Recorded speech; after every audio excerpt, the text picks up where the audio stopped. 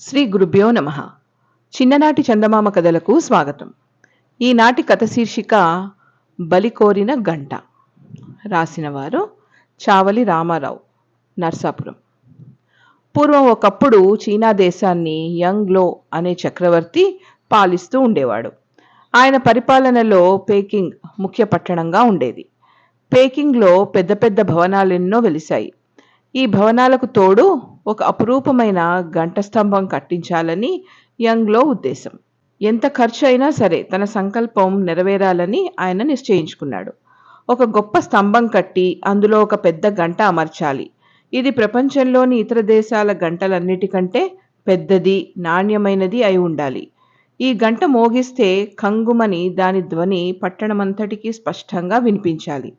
ఇటువంటి గంట తయారు చేయగల పనివానిని ప్రపంచంలో ఏ మూల ఉన్నా సరే, మనకు ఎంత ధనం ఖర్చైనా సరే రప్పించవలసింది అని చక్రవర్తి ఆజ్ఞాపించాడు. చక్రవర్తి ఆజ్ఞ ప్రకారం దేశమంతటా చాటింపు వేయించారు. గంట తయారు చేయడానికి కువాన్యూ అనే కమ్మరి వచ్చాడు. కువాన్యూ చీనా దేశమంతటికి పేరొందిన కమ్మరి. అతని పేరు ప్రఖ్యాతులు ప్రపంచమంతటా అల్లుకుపోయాయి. ఈ పని నెరవేర్చడానికి కువాన్యూ వంటి నిపుణుడు దొరికినందుకు చక్రవర్తి కూడా ఎంతగానో సంతోషించాడు. కువాన్యూకు కోరినంత ధనము, అతని కింద పనిచేయడానికి కావలసినంత మంది జనము సిద్ధమయ్యారు. తను గడించిన అనుభవాన్నంతటినీ వినియోగించి అనేక శాస్త్ర గ్రంథాలు తిరగవేసి కువాన్యూ రకరకాల లోహాల మిశ్రమాలు తయారు చేశాడు. వాటిని కరిగించి ఇక మూసలో పోస్తాడనగా చక్రవర్తి పరివారము చూడవచ్చారు. కానీ దురదృష్టం కొద్దీ సలసలా కాగుతున్న లోహం పోసిపోయడంతోనే మూస ఠపీమని బద్దలైపోయింది. ఈ విధంగా కొన్ని సంవత్సర కాలములు బోలెడంత ధనము వ్యర్థమైనందుకు కువాన్యూ విచారించాడు.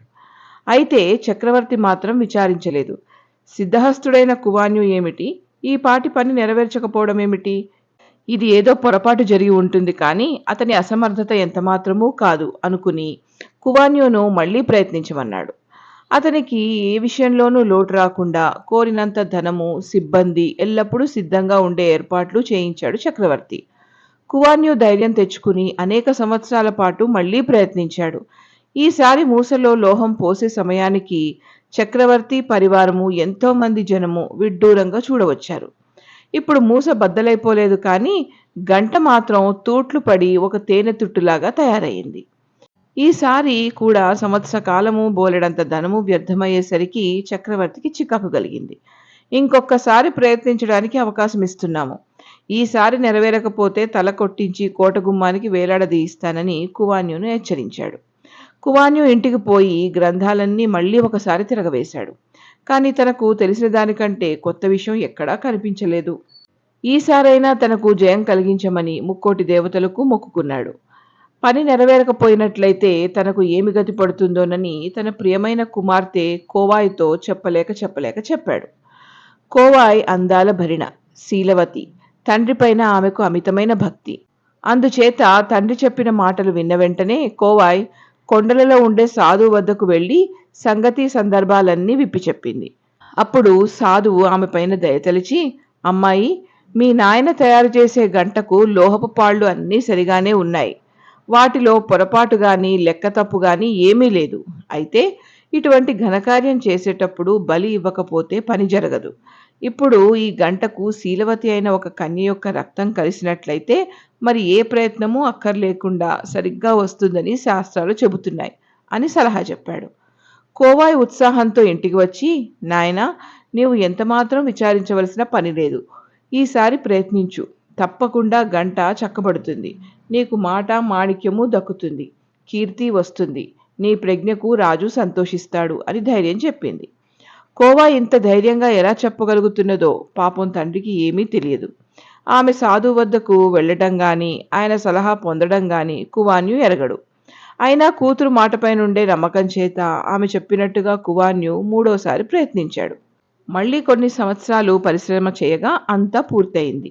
కువాన్యూ ఇక లోహం మూసలో పోత పోస్తాడనగా చక్రవర్తితో కూడా ఊరంతా వచ్చి విరగబడ్డారు. లోహం కరిగించి కువాన్యూ మూసలో పోస్తూ ఉండగా జనంలో పెద్ద గోల బయలుదేరింది. ఏమీ, నాన్న నాన్న అంటూ అతని ముద్దుల కూతురు కోవాయి సలసలా కాగే ఆ లోహంలోకి ఉరికి బలైపోయింది. ఆమె అలా నిప్పుల్లోకి ఉరకడానికి కారణం ఏమై ఉంటుందో ఎవ్వరూ ఊహించలేకపోయారు.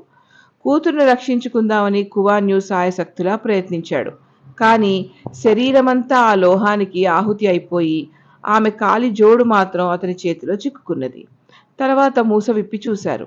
అద్భుతమైన గంట సరిగ్గా చక్రవర్తి మనస్సులో ఉద్దేశ ప్రకారం తయారయింది. చక్రవర్తి అపరిమితంగా సంతోషించాడు. అనుకున్న ప్రకారం బ్రహ్మాండమైన గంట స్తంభం కట్టించాడు. అతని కోరిక అక్షరాలా నెరవేరింది. కానీ గంటకి బలి అయిన తన కూతురితో పాటు కువాన్యు జీవితమే నాశనమైపోయింది. నాటికి నేటికి కూడా ఆ గంట వాయించినప్పుడల్లా షే షే అని పలుకుతుండడం. షే అంటే చీనా భాషలో జోడు అని అర్థం. కనుక బలి అయిపోయిన కోవాయ ధని వల్ల తన జోడు తనకు కావాలని అడుగుతున్నదని ఆ దేశపు ప్రజలు ఈనాటికి కూడా అనుకుంటూ ఉంటారు. శాశ్వతంగా ఉండిపోయే ఇటువంటి గొప్ప పని కోసం కోవాయ్ తన ప్రాణాలనైనా లెక్క చేయక తండ్రి కీర్తిని నిలబెట్టింది. ఇంతటితో ఈ కథ కంచికి, మనం ఇంటికి.